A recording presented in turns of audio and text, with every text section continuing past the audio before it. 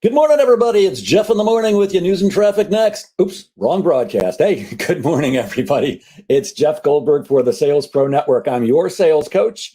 I'm a sales coach and trainer, and I work with both individuals and organizations to help them increase their sales. And I'm the founder of the Sales Pro Network.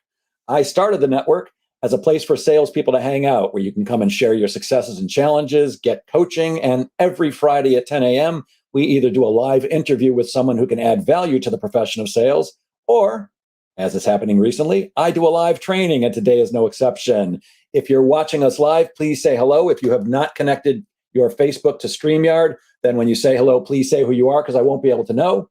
In a moment or two, I'm going to be sharing my screen, and I won't be able to see your comments live, but please leave them there anyways, and I'll respond to them later. Good morning, Steve Kent. Good to see you as always, my friend. So, a couple of days ago, when I realized I did not have a guest scheduled for you this week, I tried to come up with something to talk about today. And instead, I asked you guys, what would you like help with?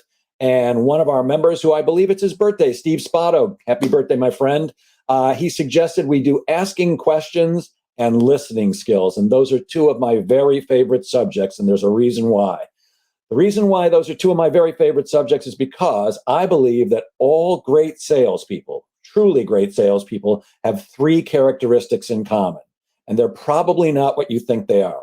What most people think is that great salespeople are both great presenters and strong closers. Now, in almost 50 years of selling and working with salespeople, many of the salespeople I've worked with are excellent presenters. Some are not great presenters. Some of them are really, really strong closers, and some of them are only okay at closing. But the best salespeople always have three characteristics. The first one is they are the best question askers, because questions are the key to selling. The second thing is, if you're going to be a great question asker, by necessity, you've got to be a great listener, because if you ask questions but don't listen to the answers, you've wasted your time and your prospect's time. Active listening is one of the three keys. And the third one is great storytelling skills. All great salespeople tell great stories about somebody else, like the prospect, who by doing business with them lived happily ever after. I call that a verbal proof story. But today we're going to focus on those first two, asking questions and listening actively. Hello, Rich A. Mr. Atkins, how are you today? Good to see you. Presentation skills. He says presentation skills are a key sales skill. I would have to disagree. It is useful to be a great presenter. It is important to be able to give a presentation that's based on, in my opinion, four elements. But the best salespeople are not necessarily the best presenters. Some people stumble in their presentation, but they ask great questions and they listen to the answers actively, and they use that information when it does come time to present, when it does come time to have a conversation with a prospect, where they're sharing, here's what I'm going to do for you. So if you'll give me just a moment to share my screen, I will begin this. Here we go. Presentation on asking questions and listening effectively. So, as I said, questions truly are the key to selling, whereas most people think it's your presentation and your closing. It's really about the questions. In fact, I believe that 75% of the time spent in the total sales process is spent before you even get to your presentation. And the majority of that time should be spent in the questioning phase. I also firmly believe that if you ask the right questions, not just any question, but the right questions, and if you actively listen to the answers, and we're going to talk about what the difference is between active and passive listening later, that your prospect, just like my prospect, will tell you everything you need to know in order to help them choose to do business with you. It is not about your incredible convincing skills or your persuasion skills. You're not there to talk anybody into anything, although that's what most people think sales is about: convincing, persuading, and talking people into things. My belief is that as good as you are and as good as I am at selling, that together we don't have enough skill to talk anybody into anything that they don't want, don't need, or can't afford, unless we're willing to lie, cheat, or steal, which I'm not anymore. Anyways, in order to be a great question asker, you have to understand first, why do people buy? Why is it that people make buying decisions? And I can boil it down to three words. It makes sense. In fact, I believe we do everything we do because it makes sense to do those things. I didn't eat breakfast this morning. I wasn't very hungry, but I'll probably eat something when I get done with this presentation because I'll be hungry by then. It will make sense to eat when I'm hungry, not so much sense to eat when I don't. When I woke up this morning after heading to the bathroom for a few moments, I walked my dog. Well, I shouldn't have said that because he's sleeping behind me. He's the beach pug, and he's hopefully still asleep because when he hears that WALK word, he tends to jump up. We did that this morning at 6 a.m. because I knew I was going to be busy now, and I didn't want him to be crossing his legs and dying to go out, or worse yet, leaving me a gift somewhere in the house that I would find later because I didn't walk him. Well, it made sense to do that. I didn't put on a dress shirt or a suit today. Didn't make sense. We're still suffering from COVID times. Most people are more casual. Many people are still using Zoom for all their selling. A few people are back in face to face, but it just didn't make sense for me to put on a suit. Plus, I hate wearing suits. Anyways, we do everything we do because it makes sense, including buy stuff. So we need to know what makes sense to the people that we're trying to sell to. But we have to understand that they will make a buying decision because it makes sense to make that buying decision. But you also have to understand, why do people buy from you? Not just that they buy because it makes sense, but why from you in particular? Because there are usually other places they can get whatever they need. Unless you're in an incredibly enviable position where you have zero competition, and if somebody wants what you've got, they can't get it anywhere else, then they have other choices. Look, there are other sales coaches, other sales trainers, other sales consultants, all the things that I do. There's lots and lots of people who do it. Many of them who do it as well, some who do it better, plenty who do it worse. But there's lots and lots of other places that they can go. So I need to help people choose to buy from me. And I believe that people buy from people because not only does it make sense to do that, but because they see the value and there's some kind of a relationship established. So many things have changed in the last 5 decades since I started selling, but many things have not changed. And two that have not changed are that people still do business with people that they like and trust unless they don't have a choice. And of the two, it's the trust that's more important. So we want people to have a relationship with us. We want them to feel that they start to know us, that they can trust us. Otherwise, people are not going to buy from us. And in fact, they'll go out of their way to not do business with us if they don't trust us. The other reason people buy from us is because we have helped them to see the value. We've helped them to see the value. We have to have conversations with people where we're sharing both the features and benefits of what we have to offer and how it's going to affect them, how it's going to help them do whatever they're trying to do, and not only help them do whatever they're trying to do, but help them do it better than they're already doing it. So we have to find ways to create value and share it with our prospects so that they see it and to develop a relationship.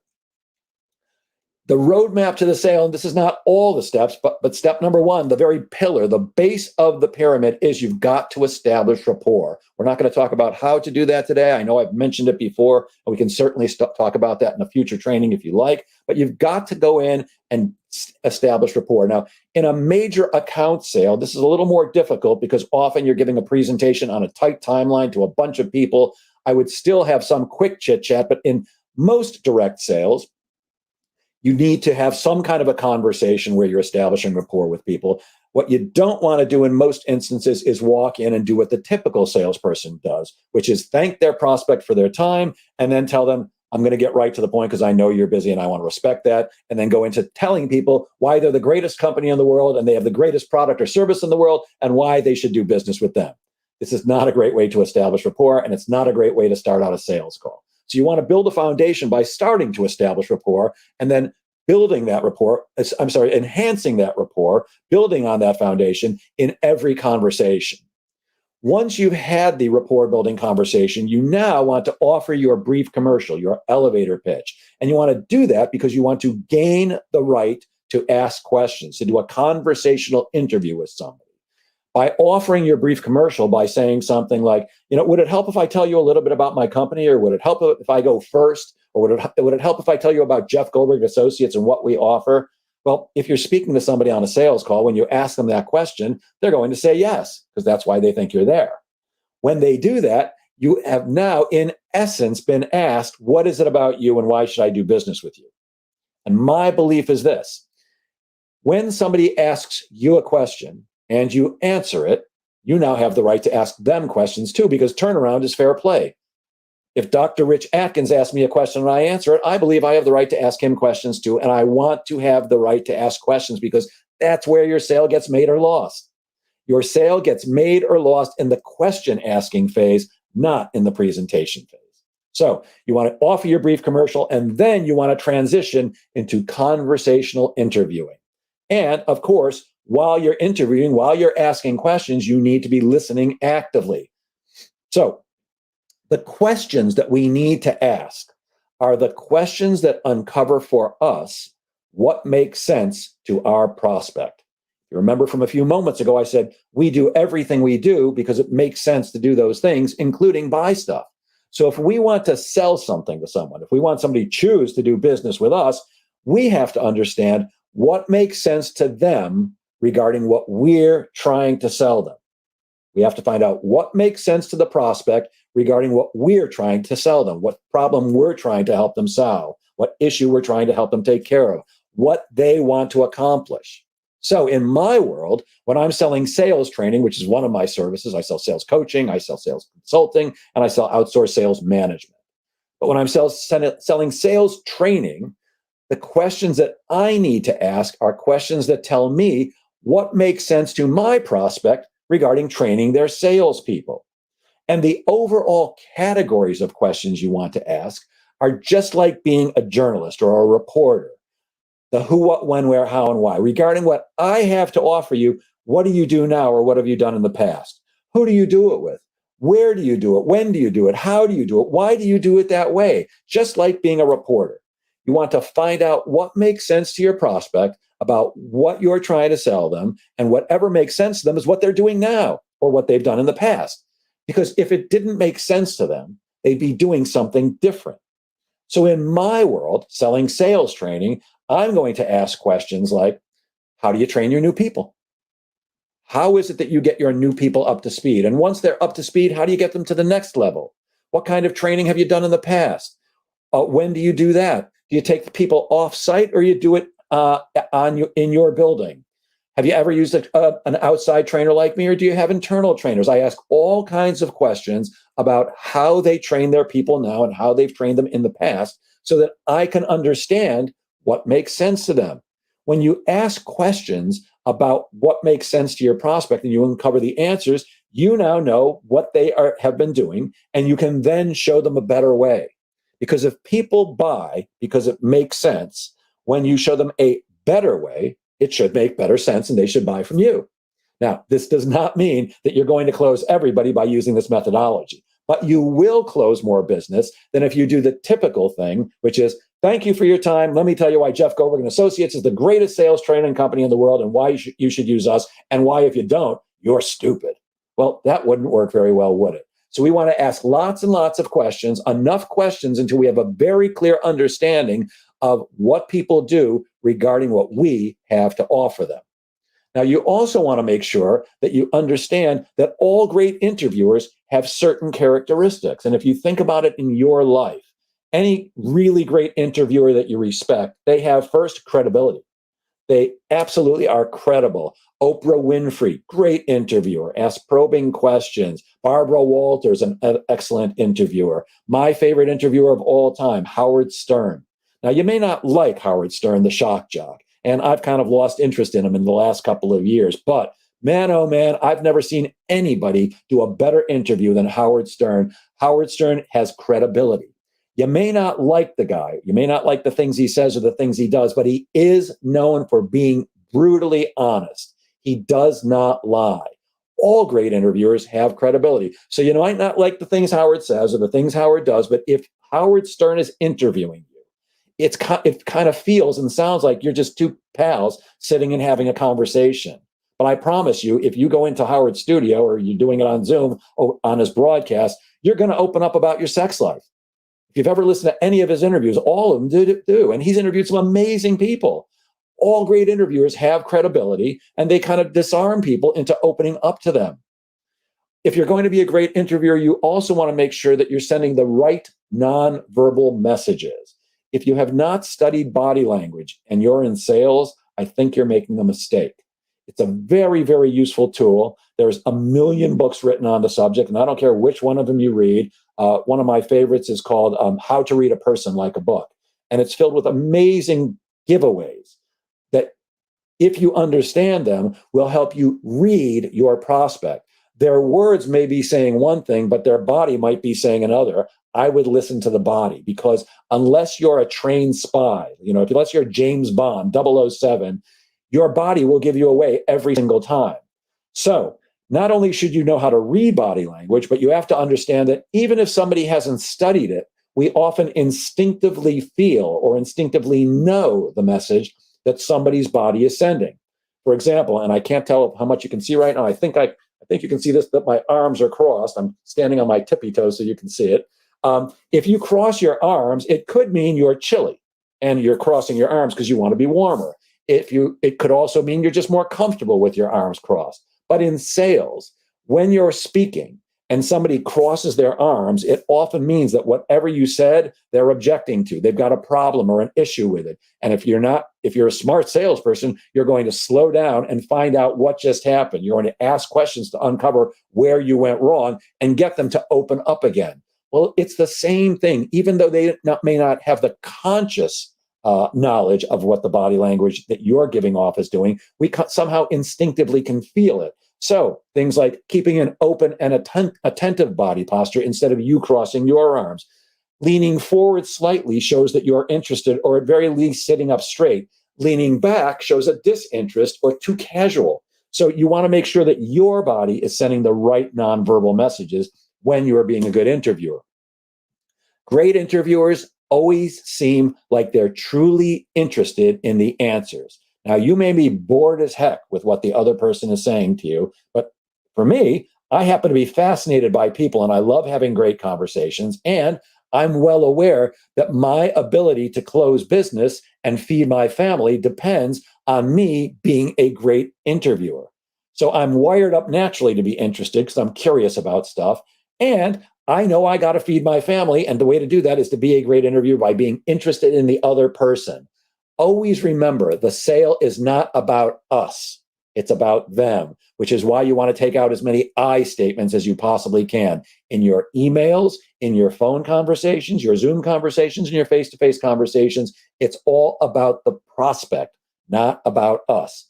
Clearly, at some point, we're going to give a presentation and show them what we can do, but we're going to show them what we can do for them.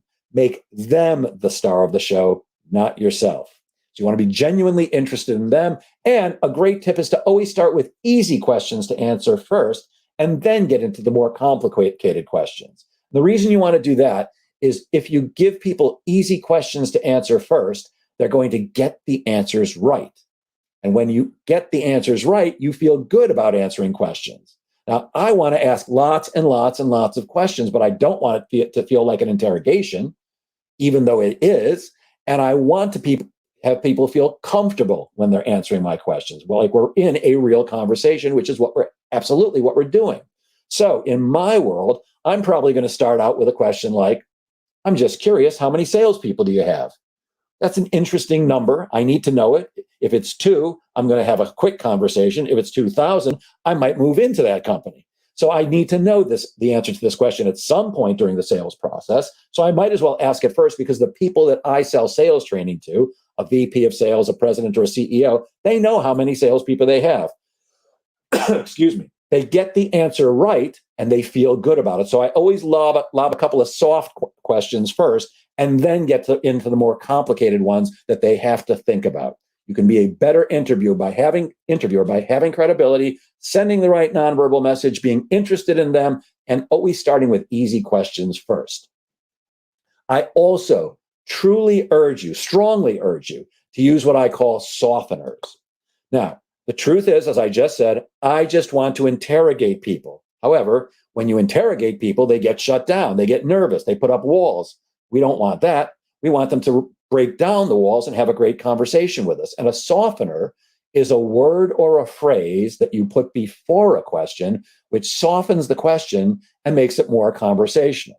For instance, instead of me just saying, how many salespeople do you have? I'm going to say, I'm just curious. How many salespeople do you have? I'm just curious is the softener there. Out of curiosity is a softener. By the way, incidentally, I've got a list somewhere of 10 or 20 softeners. You can probably come up with many of your own. I tend to use I'm just curious and out of curiosity before almost every question that I ask. It softens the question, makes it more like a genuine conversation, which relaxes your prospect and makes it truly a back and forth, which is exactly what you want. A conversation means you speak, they speak, and that's what we want to have. We want to have great conversations, and we do that by being great question askers and then actively listening and letting the other person speak. Using softeners before almost every question will help turn your interrogation into more of a conversation. You don't want to move to the next step in the process until you've got all the answers you need. If you don't do that, then you're going to have a second meeting where you're going to ask more questions. You're going to have a call or some kind of a Zoom meeting to get more answers, because you do not want to give your presentation. You do not want to tell people what you're going to do for them and how you're going to help them until you've got all the information you need. One of the questions I always think about before I do any sale, before I go on any sales call, is what information do I need to get today in order to consider this sales call successful? What information do I need to get today in order to consider this sales call successful? Well, when you know the answer to that question, you now know what questions you have to ask.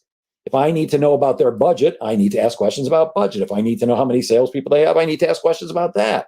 So by asking yourself the question, what information do I need to get today before I go on the sales call in order to consider it successful at the end, you should now have a list of questions that you can ask on your sales call. And you want to make sure that you confirm the answers to those questions before you go on to present.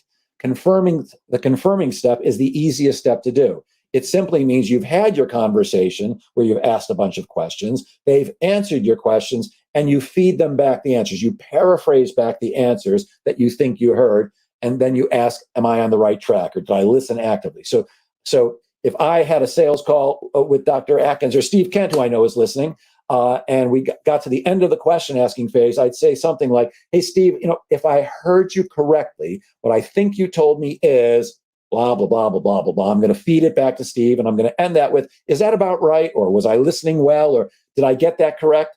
Well, if Steve says yes, then I know that the presentation I'm going to give him, the proposal I'm going to show him, is going to be based on good information. But if Steve says no, the great thing about this is he will probably correct me. Like if I said, I think you told me you have 15 salespeople, he goes, no, Jeff, I had 20. It's human nature to correct you when you make a mistake, if you're open to it, and hopefully you are. So either way, you're going to wind up with great information, or at least valid information, because you've fed it back to the prospect and they've confirmed it. If you skip this step, you run the risk of giving a presentation based on bad information, and a presentation based on bad information will simply not close. So make sure before you move on to the next step, which is the presentation phase, you've confirmed that you've got the information correct. Now, if you're asking questions, but you are not actively listening, you've wasted your time, as I've said earlier. You've wasted your time and you've wasted your prospect's time. You don't want to be a bored listener. Active listeners listen not to speak, but to understand. Most people, when they're listening, certainly most salespeople, we're listening for the other people to finish so that we can then jump in and give our next feature, our next benefit, or give our next bit of brilliance. Listening for the other person to finish so that we can speak is definitely not active listening. The reason we want to listen is because when we listen, we're going to learn. What are we going to learn? As I said earlier, if we ask the right questions and listen actively, we will learn everything we need to know in order to help the other person choose to do business with us. So active listening helps us know what it is that we need to tell them in order to help them close, in order to help them choose to do business with us. Active listening shows them that we're interested in them. It shows them that we care about them, not just us, not just the commission that we're trying to get. It shows we care about them. And active listening increases the rapport which you built that foundation of in the beginning. And that's what we want to do. Think about it in your life. When somebody truly seems like they're listening to you, it makes you feel good. And we like people who make us feel good. Active listening makes the other person feel, wow, really cool. Look, I often stand in front of 10, 20, 50, hundreds of people at a time giving presentations. It feels great when I see people are listening to me. When they're on their phones, that doesn't feel good at all. If you've ever been in a networking function where you're chatting with somebody and while they might ask you a question or they're letting you say what you do, they're checking their watch, they're looking at their phone, they're looking around the room to see who else they want to talk to. That doesn't feel good at all. But when somebody looks you in the eye and really looks like they're listening and is paying attention to you, it feels good. So there are two types of listening which we need to discuss: active listening and passive listening. Passive listening is how most people go through life and how most salespeople sell. Passive listening. Passive listening is listening like you don't really care about the answer. Now, hopefully, none of us are foolish enough to have a look on our face like this guy wearing the tie, with this thing. That would be a pretty foolish way to look. But even though you don't look that way, often inside our heads, what's going on is, I wish this prospect would shut up so I can talk again. Passive listening does not work. It certainly doesn't work in sales, and it doesn't work in life either.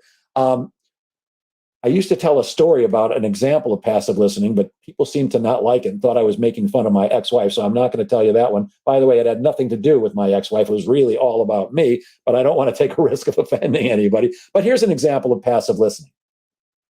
When my mom calls, my mom is 89 years old. She asks the same questions over and over. How are my grandkids? How are my beautiful grandkids? What are my beautiful grandkids now? My mom used to be interested in me, but once my firstborn was born, she kind of lost interest in me and got interested in Avery. And then when Zachary and Skylar came around, she loved them too. So she always wants to know about the grandkids and what they're doing and how they are and how's school and how's the summer going and all that good stuff. Well, Mom often calls during the day when I'm working, and my mom is 89, and I don't want to put her off because you never know when it could be your last conversation with somebody. But I also have work to do. So it often doesn't take very long before I'm listening to what mom's talking about and maybe writing an email at the same time. Well, you can't be writing an email and actively listening to somebody. Some of that stuff's going to slip by you. And it often doesn't take very long for my mom to say, honey, did I catch you at a bad time? Because I can hear you typing. I can call you back another time. Well, that doesn't feel good to my mom. And I don't want to do that, but sometimes it's just the way it works. But that's not a great way to go through life. It doesn't work well in a marriage. It doesn't work well with my mommy. It doesn't work well with my kids. And it doesn't work well in general. And it certainly does not work at all when you're selling. When you're selling, you need to do active listening. Active listening is listening as if your life depends on it. And the example I use all the time is when you fly on an airplane. Now, usually I'll ask a live audience, how many of you have flown on an airplane at least once? And almost everybody raises their hand. And my next question is, who knows what happens when they close the doors on an airplane? And usually I'll get a few blank stares for a moment, but somebody will come up with, well, they give us the flight instructions, how to put on a seatbelt. Like we don't know how to do that. But they come out and show us every time, or a little screen pops down and a recording shows you how to do that. And then they show you where the emergency exits are. I don't know about you. I take a quick look around the plane when I get on because I do want to know where the emergency exits are, just in case. It's very unlikely, but it pays to have situational awareness. So I certainly look at that. They also explain to you that in case of the cabin fills up with smoke, a terrifying thought, drop to the floor, look for the lights because there are lights that are going to light up and they will lead you to an emergency exit. And in case of a loss of cabin pressure, don't be concerned. An airbag is going to drop down. Oxygen is going to flow through it. Now, if you're traveling with a child, put yours on first and theirs on second. And don't worry if the bag inflates. The oxygen is still flowing. Then I always ask my audience, how many of you listen to that message? And there are some people who will raise their hand, but most don't. I can tell you this for a fact. When I get on an airplane, which I haven't done for a long time, but when I do not listen to that message. I've heard it hundreds of times. I've flown a lot. I've flown a lot all over the world for business, training salespeople at companies all over America, in the Caribbean, in Europe. I've flown a lot. I don't need to listen to it. I could do the speech. In fact, I kind of did just for you right now. So I don't listen to it. When they close the doors on an airplane, I'm doing two things. One is I'm typing really, really fast. I'm on my laptop because I know that any moment now, one of the flight attendants is going to come make me put away my laptop. So I'm getting in as much as I can before they do that. And the other thing I'm doing is I'm praying. Not that I'm worried about the plane going down. I just want the plane to take off because they don't bring the drink cart around till we get up to 35,000 feet. So I'm praying and I'm typing real quick.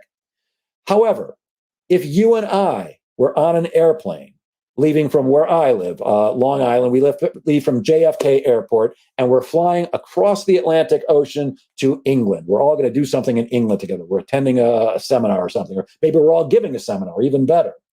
And halfway over the Atlantic Ocean, the pilot comes on in their pilot-y voice and says, "Good afternoon, ladies and gentlemen. We're cruising at 35,000 feet. Our estimated time of arrival in England will be 3.5 hours from now. However, it looks like there's going to be an issue with that time of arrival. We're having a little problem today.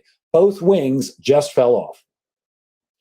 Obviously, we're going to panic at a moment like that. But he continues by saying, "Your flight attendants will now come out before we crash into the ocean at 550 miles per hour, and they will re-explain the safety procedures." Well, if you're not tucking your head into your lap and screaming at that point, if you actually listen to the flight attendants, when you do that, you're going to listen actively. You're going to be listening actively because your life does depend on it. Now, does your life depend on it when you're selling? No, but your livelihood does.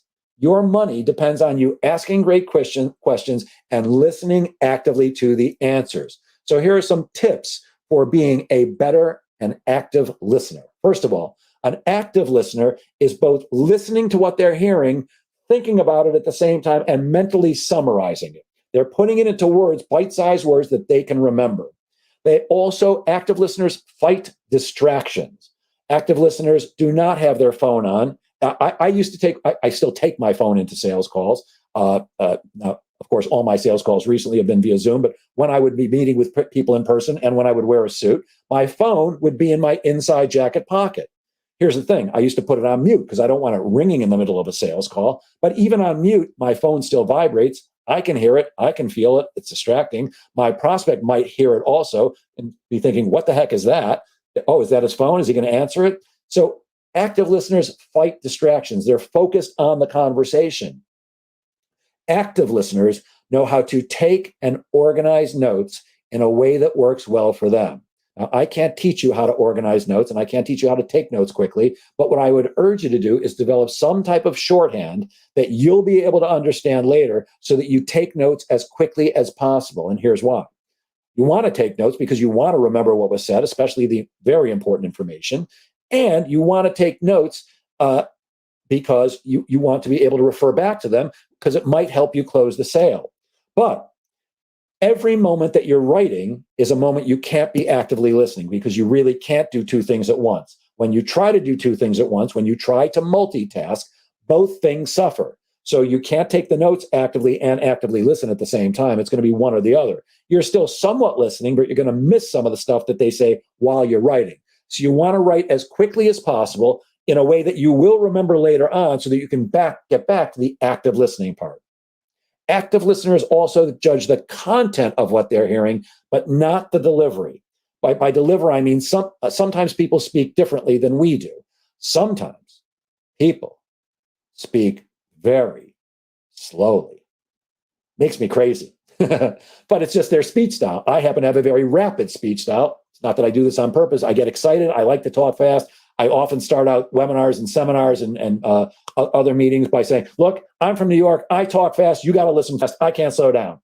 Now, the truth is, sometimes I really focus and I try to slow down and speak a little more slowly so that people can process better. But I tend to forget about it and I do get excited because when I'm presenting, I really do get deeply involved in delivering as much value as I possibly can. And I want to cram as much information as I possibly can into a shorter period of time.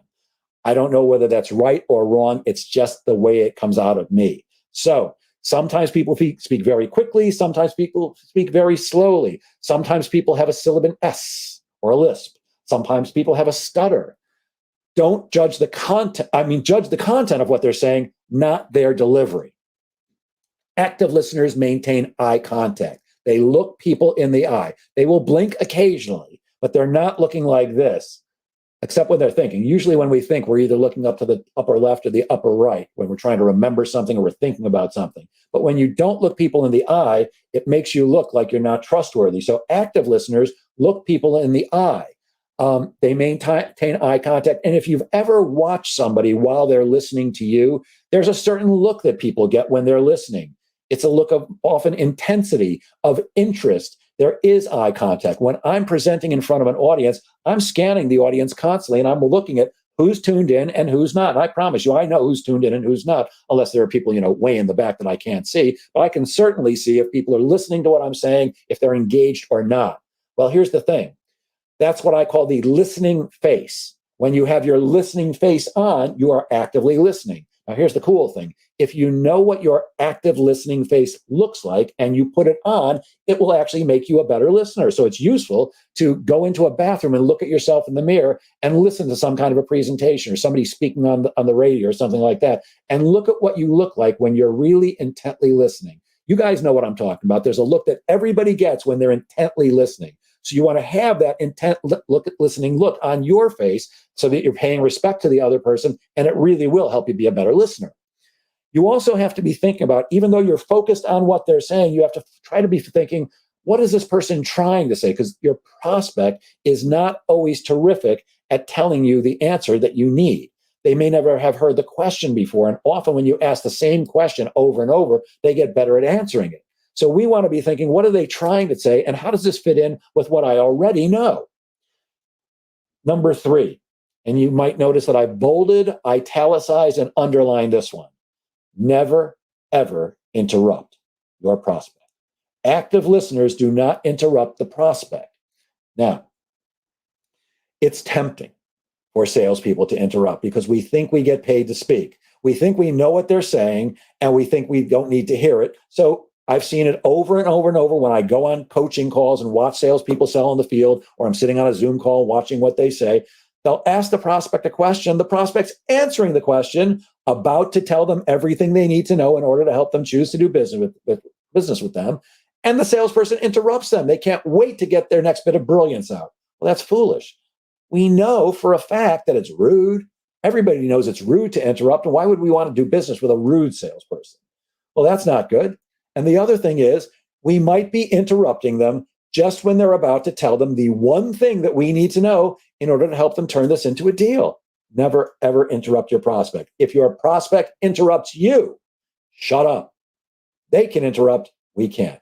And finally, you want to be asking higher level questions. Actually, I don't think this is finally, but ask higher level questions. Higher level questions means you're asking the same question in a different way at a different time during the sales process. So I might at one point ask a vice president of sales, so how do you train your people now? And he or she will explain to me how they train their people, how they train their new people now. That's actually a better question, which I really do ask. I'm just curious, how do you train your brand new salespeople? And then later on, I might say something like, well, what programs do you have in place for when a brand new salesperson comes on your team? How do you get them up to speed? It's the same question. I'm just asking it in two different sentences, two different ways at a different time, but that helps your prospect give you a better answer. And you need better answers in order to have good information on which to base your proposal. See, I knew there was one more. Don't be arrogant. Active listeners are not arrogant. And here's what I mean by that. It would be tempting for me to go in arrogant to many types of companies, especially companies that sell advertising, because I've done a lot of training for companies that sell advertising. I've done a lot of training for banks. I've done a lot of training for insurance companies and financial planners. I've done a lot of training for a lot of industries, but advertising is probably the one I've done the most work in. It would be very tempting for me to walk into a company that sells advertising and say something like this.